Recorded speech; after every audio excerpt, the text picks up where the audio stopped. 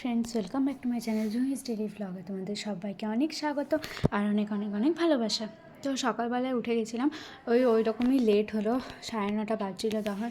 তো দিদা করেছিল রুটি ওই সব, তো আমি ভাবলাম যে আমি ওই সব কিছু খাবো না, তো আমি ভাবলাম যে আমি তাহলে যাই একটু কচুরি নিয়ে আসি। তো কচুরি আনতেই তখন যাচ্ছিলাম, কিন্তু কচুরির দোকান তখন খোলেনি, মানে আজকে সংক্রান্তি যেহেতু সেই জন্য খোলেনি। আর তারপরে দাদু বললো, তারপরে বাড়ি চলে এলাম, দিয়ে পরে দাদু বললো যে তোরা একটু কিছু খেয়ে নে। দিয়ে খেয়ে নিলাম, বাড়িতেই দিদা যা করেছিল। আর তারপরে দাদু বললো যে যা বাগানে যা, একটু আমাকে সব ফটোগুলো, তোরা এসেছিস ভালো করে ফটো তুলে হোয়াটসঅ্যাপে পাঠা আমাকে।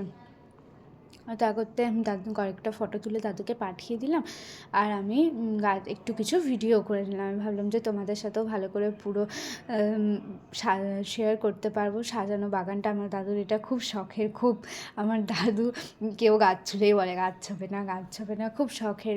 আর দাদু অনেক কষ্টও করেছে এগুলোর পেছনে সব মেনটেন রাখা, এতগুলো গাছ। দাদু তো অফিস চলে যায়, তো সব দেখভাল দিদাকেই করতে হয়, দিদুই জল দেওয়া সব করে। দাদু শুধু লাগিয়ে দেয়, আর রবিবার যেদিন দাদুর অফিস ছুটি থাকে সেদিনকে দাদু সব দেখাদেখি করে, কিন্তু বাকি সপ্তাহে দিদুই সেদিনকে সব দেখভাল করে। তো দিয়ে পরে ভিডিওগুলো আমি ভাবলাম যে তোমাদের সাথেও শেয়ার করতে পারবো, তো করেই নিই।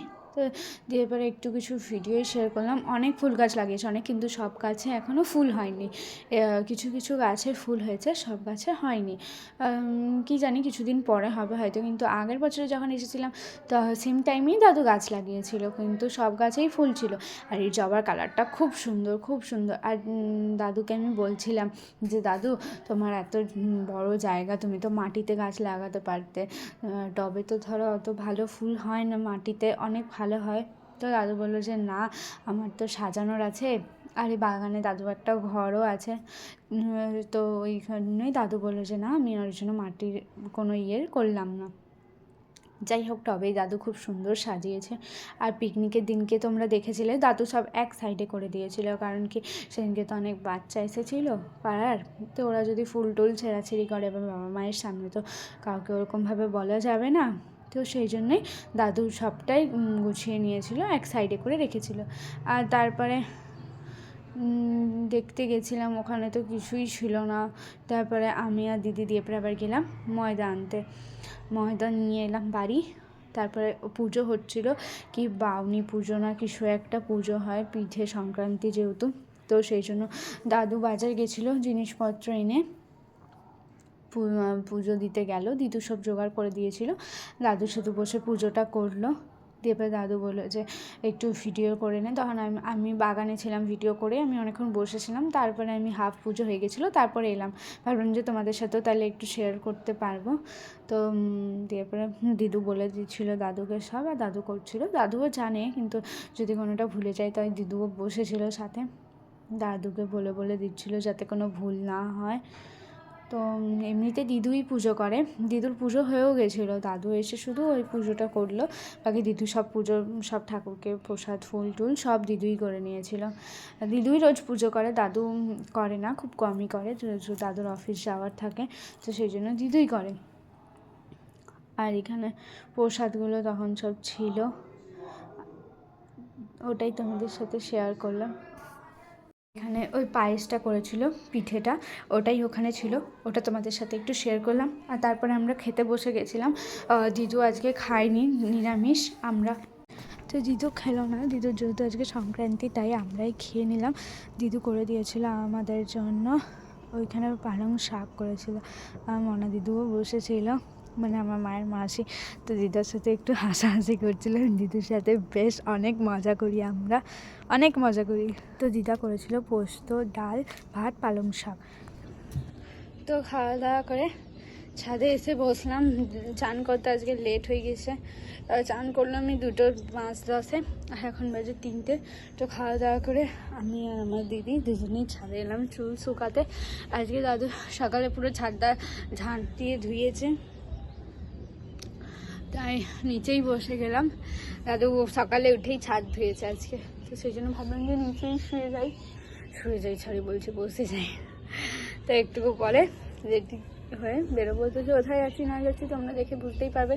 তো চলো আবার রেডি হয়ে বিকেলবেলা দেখা হচ্ছে, এখন টাটা। তো খাওয়া দাওয়ার পরে একটু রেস্ট করে তারপরে আমরা সবাই মিলে বেরিয়ে পড়লাম। আমি, ছোটো দিদা, মায়ের মাসি, আমি আর দিদি। কোথায় যাচ্ছি তোমরা তো টাইটেল থাম্বনেল দেখে বুঝেই গেছো, তাও তোমাদেরকে একবার বলে দিচ্ছি। আমরা যাচ্ছিলাম বেলুড় মঠ।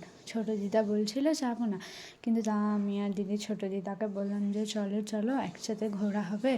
আমরা যেখানে যাই সেখানে একা একা মিমির সাথে যাই, কিন্তু দিদার সাথে তো কোনোবার কোথাও যাওয়া হয় না। তো তাই আমরা দিদাকে বললাম যে দিদা তুমি আমাদের সাথে চলো,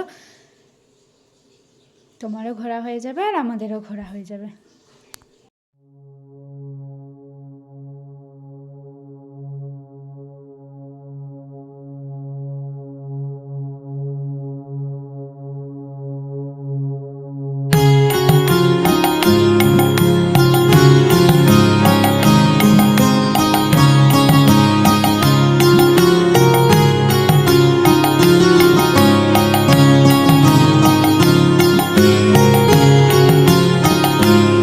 ভবসাগর তারণ কারণ হে, রবিনন্দন বন্ধন খণ্ডন হে।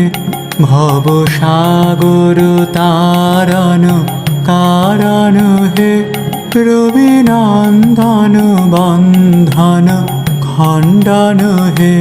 শরণাগত কিঙ্কর ভীত মনে, শরণাগত কিঙ্কর ভীত মনে। গুরুদেব দয়া কর দীন জানে, গুরুদেব দয়া কর দীন জানে। গুরুদেব দয়া কর দীন জানে।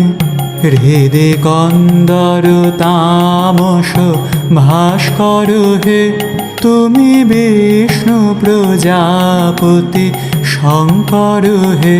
পরব্রহ্ম পরাৎপর বেদ ভানে, পরব্রহ্ম পরাৎপর বেদ ভানে।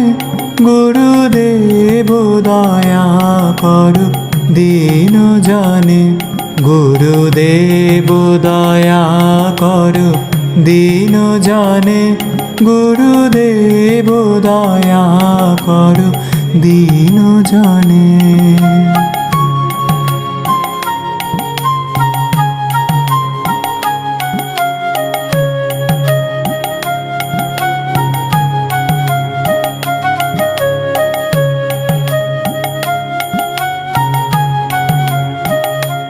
মনোবারণ শাসন অঙ্কুশ।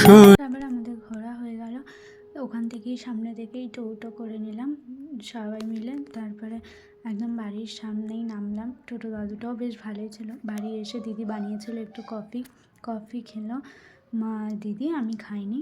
আর রাতে দিদা বানিয়েছিল পরোটা আর পনিরের তরকারি। আর তারপরে খাওয়া দাওয়ার পরে তখন বাজছিল 12টা, আমরা সবাই নিচে চলে এলাম। দিদা বললো যে সংক্রান্তিতে যেহেতু এখানে আছি, তো পরে আবার একটা সংক্রান্তি আমাদেরকে পরে কাটাতে আসতে হবে, সেই জন্য 12টার সময় আমরা একটু বাইরে ঘুরে নিলাম 12টা থেকে 12টা 5 অবধি, তাহলে ওটা কেটে গেল। তো ব্যাস, তারপরে বাড়ি গিয়ে শুয়ে পড়লাম। তো তোমরা সবাই ভালো থেকো, সুস্থ থেকো, আবার নেক্সট একটা ব্লগে দেখা হচ্ছে।